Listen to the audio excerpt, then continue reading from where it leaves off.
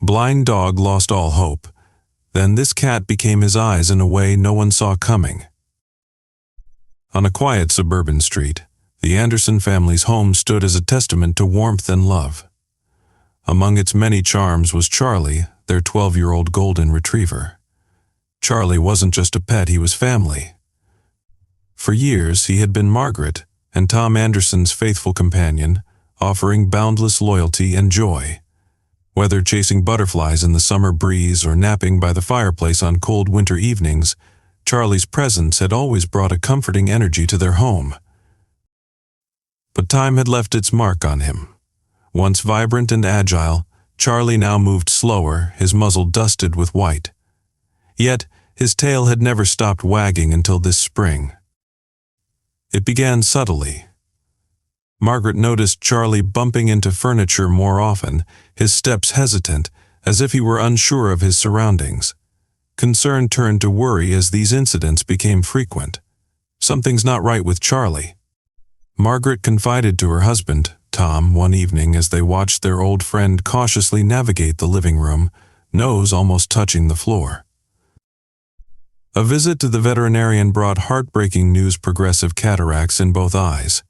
The diagnosis was clear: Charlie was rapidly losing his sight. Dr. Roberts explained gently, "This is common in older golden retrievers, but the progression is unusually fast in Charlie's case." Charlie's world dimmed with each passing day. The dog who once bounded into the backyard with uncontainable excitement now curled up in his bed for hours, his wagging tail replaced by occasional weak flickers of movement. Margaret, a retired schoolteacher, threw herself into researching ways to help. She rearranged furniture, added textured mats to guide him, and even used scent markers to create familiar paths. But nothing seemed to revive Charlie's once bright spirit. One morning, Margaret stood by the kitchen window, watching as Charlie hesitated at the back door, refusing to step outside for his usual morning routine. Her heart ached. "He needs something we can't give him," she told Tom, tears welling in her eyes. That afternoon, their granddaughter Sophie visited, holding her tablet. "Grandma, look at this," she said, showing a video of a cat guiding a blind dog. The clip sparked something in Margaret, a hope she hadn't felt in weeks. "We're going to the shelter," she declared, determined in her voice. Little did they know, this decision would change Charlie's life and theirs forever. The Andersons arrived at the local animal shelter with cautious optimism. The bustling cacophony of barking dogs and meowing cats filled the air, but Margaret and Tom had a singular purpose: to find a companion for Charlie. Sarah, the shelter manager, greeted them warmly. When Margaret explained their unusual request, Sarah's eyebrows raised slightly. "A cat to guide a blind dog?" she asked. Margaret nodded, her resolve firm. "Well," Sarah said, smiling, "I think I might have just the one." She led them to a quiet corner of the shelter, where a sleek gray cat with piercing golden eyes perched on a high shelf. Unlike the other cats, who clamored for attention or lounged indifferently, this one seemed entirely focused, her gaze sweeping over the room as if she were silently assessing it. "This is Luna," Sarah said. "She's about 3 years old. She has a very unique personality." Margaret tilted her head. "Unique how?" Sarah smiled. "Luna has a knack for helping others. She came to us after being found in a nursing home parking lot. We think she might have been a therapy cat. Watch this." Sarah gently placed Luna on the floor, near an elderly blind cat dozing in the corner. Luna's ears twitched as the old cat stirred, its movements disoriented. Without hesitation, Luna pressed her side against the confused feline, gently guiding it toward a water bowl. Margaret's breath caught. "That's remarkable," she whispered. "But how will she react to a dog?" Tom asked, skeptical. Sarah grinned. "Let's find out." In a small, quiet room, the shelter staff carefully brought Charlie in. He moved hesitantly, his head low and his steps uncertain in the unfamiliar environment. Luna watched him intently, her golden eyes narrowing. For a moment, the room was still. Then Luna approached Charlie, her movements deliberate and calm. She let out a soft, trilling sound, a noise so unexpected that Charlie's ears perked up. "What is she doing?" Margaret whispered.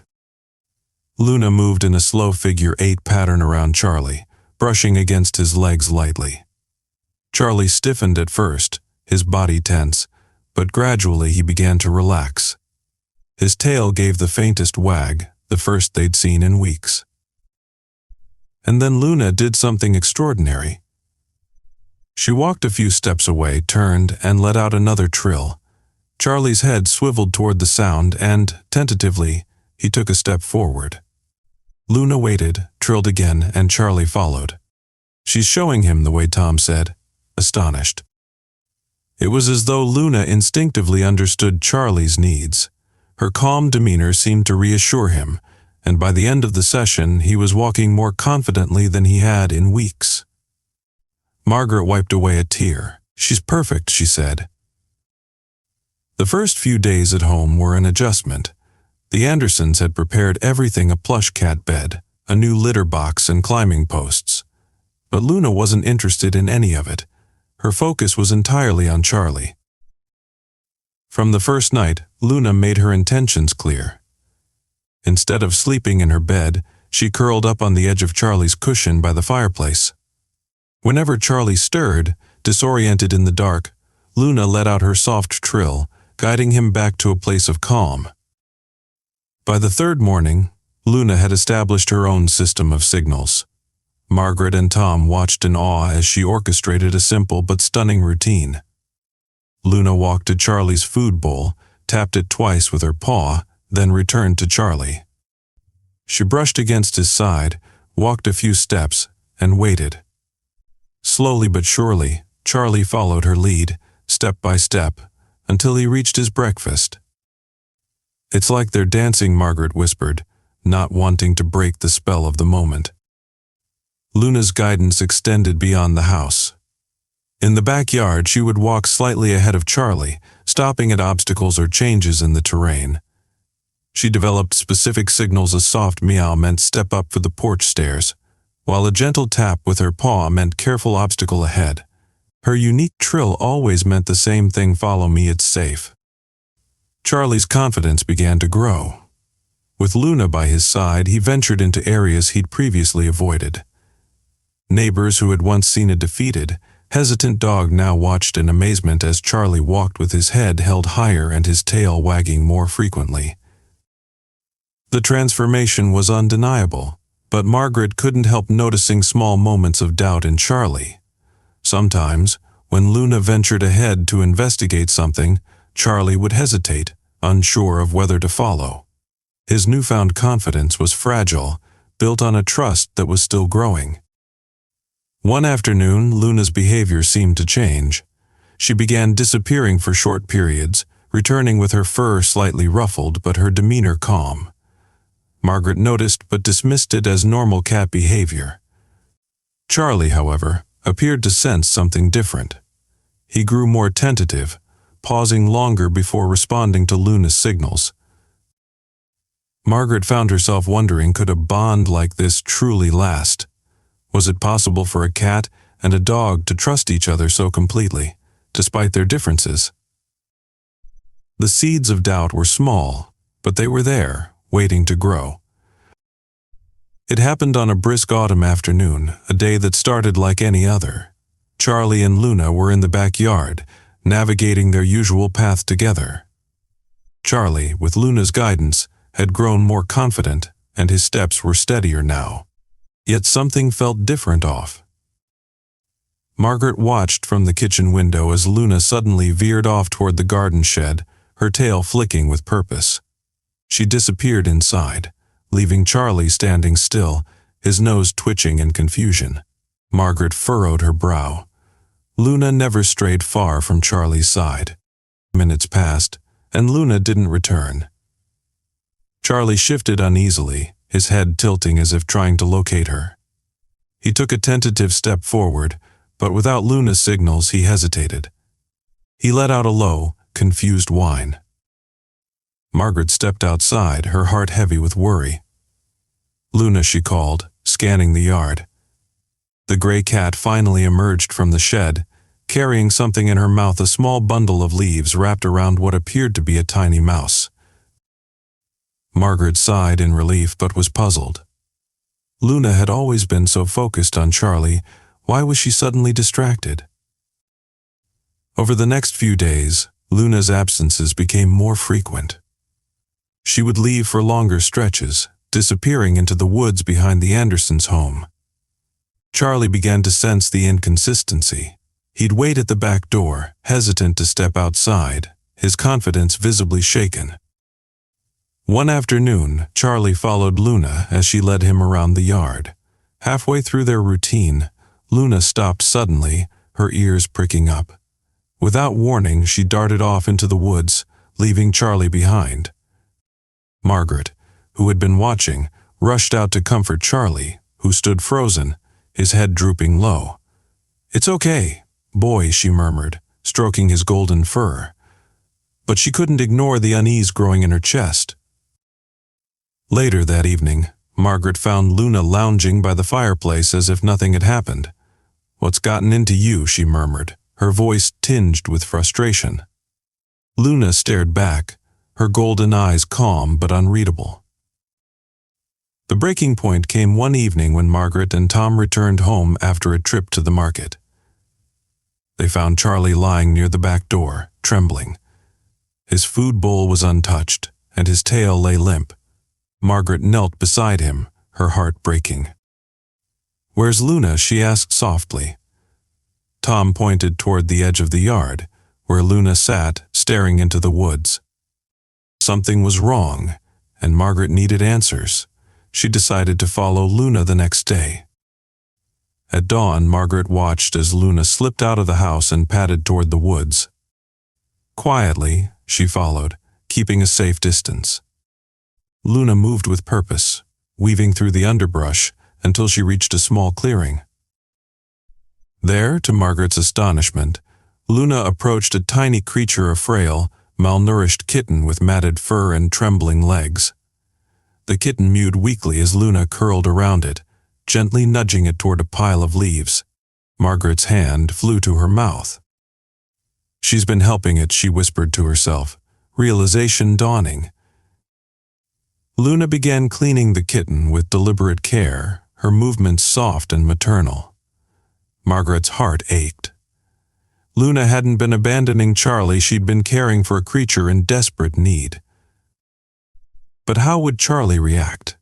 How could he understand that Luna's absences weren't a betrayal but an act of compassion? Margaret decided it was time to address the growing tension between Charlie and Luna. That evening, she brought the kitten into the house, carefully introducing it to Charlie. Luna immediately positioned herself between the two, her golden eyes darting back and forth, as if trying to explain.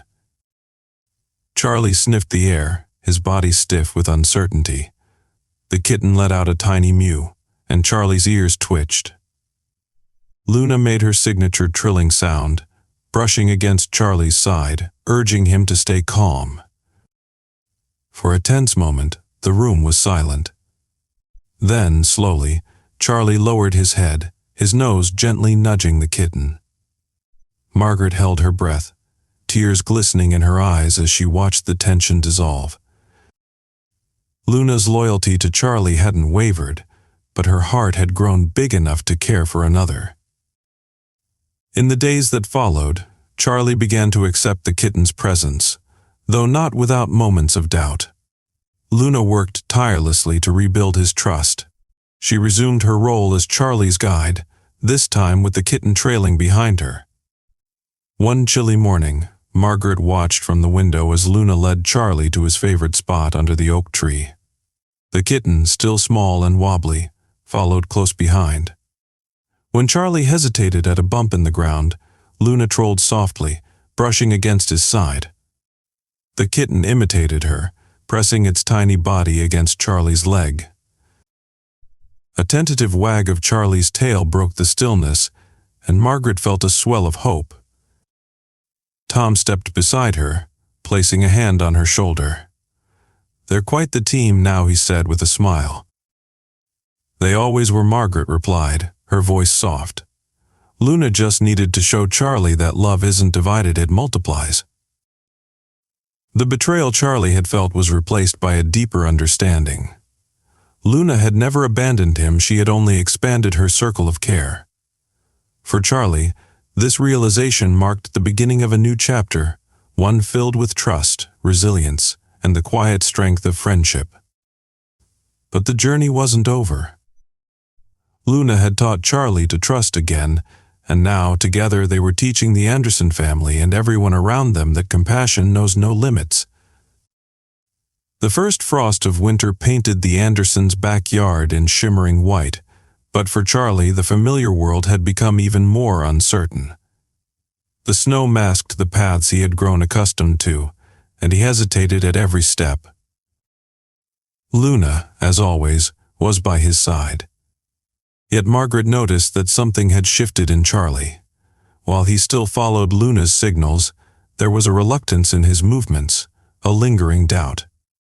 It was as if he couldn't fully shake the memory of Luna's absences, even though she had returned to him with unwavering dedication. One morning, Charlie refused to leave his bed. His arthritis was flaring, his joints stiff from the cold, but Margaret sensed it was more than that. He seemed despondent, as though the emotional toll of his blindness and his earlier doubts about Luna's loyalty were weighing heavily on him. "He's losing confidence again," Margaret murmured to Tom as they watched from the kitchen. Luna, however, wasn't ready to give up. She sat beside Charlie's bed, trilling softly and nudging him with her nose. When he didn't respond, she climbed onto the bed, curling up next to him, her warmth pressing against his side. Her purring grew louder, filling the room with a soothing vibration. Margaret couldn't help but marvel at the bond between them. Luna's patience was extraordinary, her determination unyielding. The breakthrough came during a particularly challenging day. A heavy snowfall had transformed the backyard into an unfamiliar landscape, with drifts obscuring every familiar marker. Margaret opened the back door and gently coaxed Charlie outside, but he stood frozen, his paws sinking into the cold snow. Luna darted ahead, her small paws leaving a distinct trail in the white powder. She turned back and trilled, but Charlie didn't move. He let out a low whimper, his body tense with fear. Margaret's heart ached at the sight, but Luna refused to give up. She padded back to Charlie, brushing against his side before walking a few steps ahead. This time, she didn't trill instead. She deliberately packed down the snow, creating a narrow path. Every few steps, she returned to Charlie, touching his paw with hers as if saying, "You can do this." To everyone's amazement, Charlie lifted his paw and placed it in Luna's trail. Step by step, she led him through the snow-covered yard, guiding him around the drifts and to his favorite spot under the oak tree. When they reached it, Charlie let out a soft, contented sigh, his tail wagging ever so slightly. Margaret wiped away tears as she turned to Tom. "She's not just his guide," she said softly. "She's his courage." But the emotional toll of doubt lingered. That evening, as the family gathered by the fireplace, Margaret reflected on how much Charlie had endured. "He's been through so much," she said. "First losing his sight, then learning to trust again. It's remarkable he's come this far." Tom nodded thoughtfully.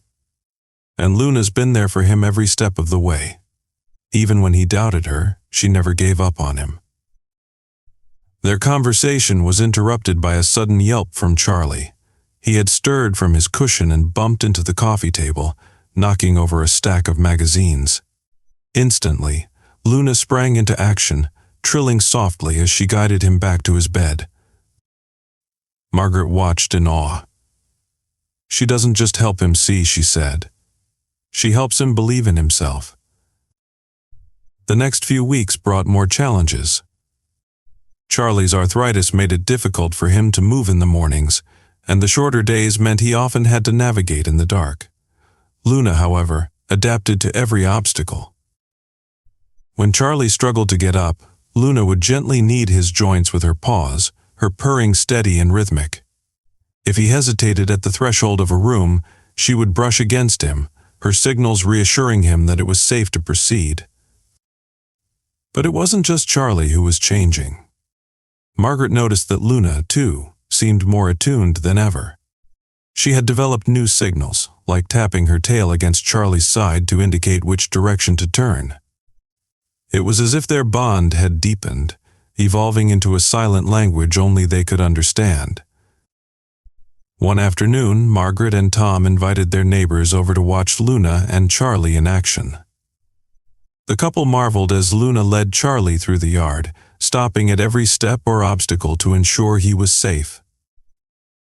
"I've never seen anything like it," Mrs. Jenkins said, her voice thick with emotion.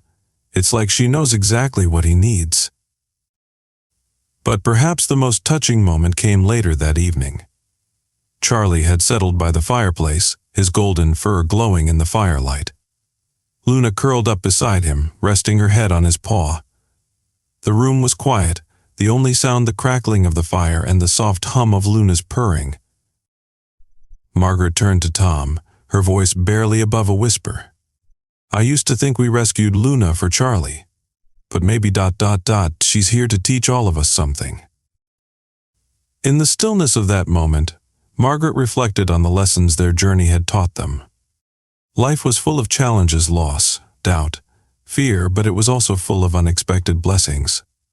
Luna's unwavering dedication to Charlie was a testament to the power of compassion and resilience. She thought back to the day they had brought Luna home, unsure if their plan would work.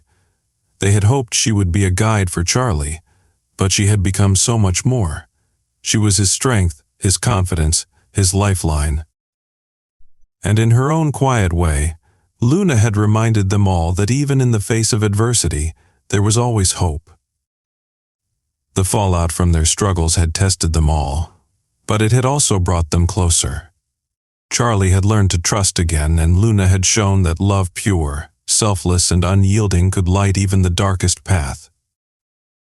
Winter's chill was slowly giving way to the first hints of spring, but one frigid evening brought a challenge that tested Charlie and Luna's bond like never before. A sudden storm swept through the town, blanketing the Andersons' backyard in a thick layer of snow and ice. The howling wind rattled the windows as the family huddled by the fireplace. Margaret glanced toward the back door, worry etched across her face. "Charlie hasn't been out since this morning," she said. "He'll need to soon." Tom nodded but hesitated. The storm had made the yard treacherous, even for someone with perfect vision. For Charlie, navigating the icy ground seemed impossible. But Luna, perched by the fire, seemed to sense the unease. She stretched, let out a soft trill, and padded over to where Charlie lay. Gently, she nudged his side with her nose. Charlie stirred, his ears perking up at the familiar sound. Margaret sighed. "We'll just have to trust her." Bundled in her coat, Margaret opened the back door, and the cold wind rushed in. Charlie stepped forward tentatively, his paws slipping slightly on the icy surface. Luna, ever the patient guide, stayed close to his side, trilling softly and brushing against him as she led him onto the porch. The wind whipped around them, but Luna pressed on, carefully navigating the slippery terrain. She stopped frequently, packing down the snow with her small paws to create a safe path for Charlie. At one point he hesitated, his body trembling. Luna turned back, trilling softly and tapping his leg with her paw. "You can do this," Margaret whispered from the doorway, her heart pounding. Charlie took a tentative step, then another. Slowly but surely he followed Luna's lead. The storm raged on, but the sight of the two of them, Charlie trusting Luna completely, and Luna guiding him with steadfast determination, was nothing short of miraculous. When they returned to the warmth of the house, Margaret wrapped Charlie in a blanket, tears streaming down her cheeks. "She's more than a guide," she said to Tom. "She's his courage, his strength." As the weeks passed, the storm became a distant memory, but its impact lingered. Charlie and Luna's bond had deepened to an unshakable trust. Luna seemed to anticipate Charlie's needs before he even expressed them, her signals growing more precise and intuitive. One sunny afternoon, Margaret and Tom invited neighbors and friends over for a small gathering.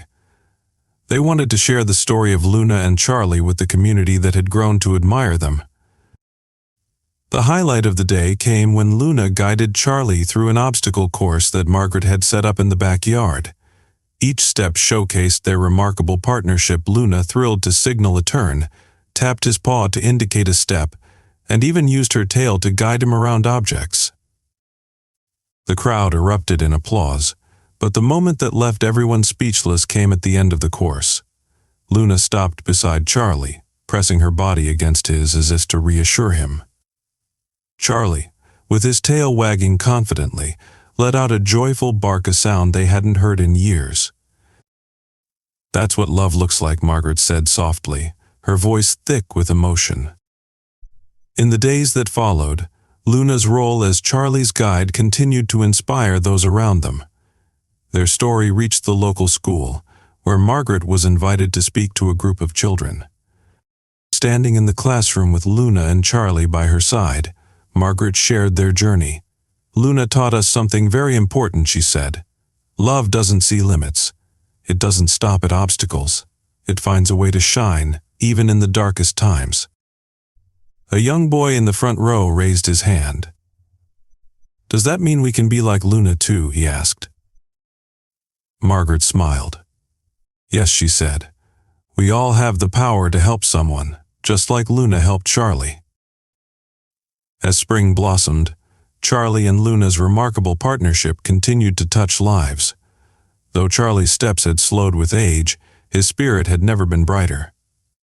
And through every challenge, Luna remained by his side, her unwavering presence a testament to the transformative power of love, trust, and resilience. In the quiet of their home, Margaret often watched them together, marveling at the bond they shared. "We brought Luna into our lives to help Charlie," she reflected one evening. "But she's done so much more than that. She's taught us all what it means to truly care for someone." And as the golden retriever and his feline guide rested side by side, their story became a living example of hope, a reminder that even in the face of life's greatest challenges, love will always find a way. As the sun set over the Andersons' backyard, the golden hues of evening light bathed Charlie and Luna as they rested together by the old oak tree. Their journey, filled with challenges, trust, and transformation, had become more than just a story about a blind dog and his guide. It was a lesson in resilience, compassion, and the unexpected beauty of friendship. Charlie and Luna had shown that love knows no boundaries, not between species, abilities, or even personal struggles. Through Luna's unwavering loyalty and Charlie's willingness to trust again, they taught the Anderson family, their community, and even strangers how profound acts of care could heal even the deepest wounds. In life, we often face moments of doubt and despair, times when the world seems too overwhelming to navigate. Like Charlie, we might find ourselves lost, unsure of where to turn, and like Luna, we might be called to guide others, even when we don't have all the answers. But this story reminds us that strength doesn't come from perfection, it comes from showing up, even when it's hard. It comes from trusting the ones who stand by us and believing that, together, we can overcome any obstacle. Margaret often reflected on Luna's role in their lives. She wasn't just Charlie's guide, she said. She was a beacon of hope, a reminder that even in our darkest moments, there's always someone or something willing to light the way. Their story touched countless lives. The children who listened to Margaret's talks began seeing their own struggles as opportunities for growth. Neighbors grew kinder, inspired by the bond between a golden retriever and a gray cat. And in the Anderson household, life was forever changed by the lessons of trust, patience, and unyielding love. As the seasons turned, The legacy of Charlie and Luna continued to ripple outward, reminding everyone that true friendship isn't just about being there when it's easy, it's about showing up when it matters most. And so, their story leaves us with a question: when faced with your own challenges or the chance to help someone else, will you find the courage to be like Luna? Will you trust like Charlie? Because sometimes, the greatest light comes not from what we can see with our eyes, but from what we feel in our hearts.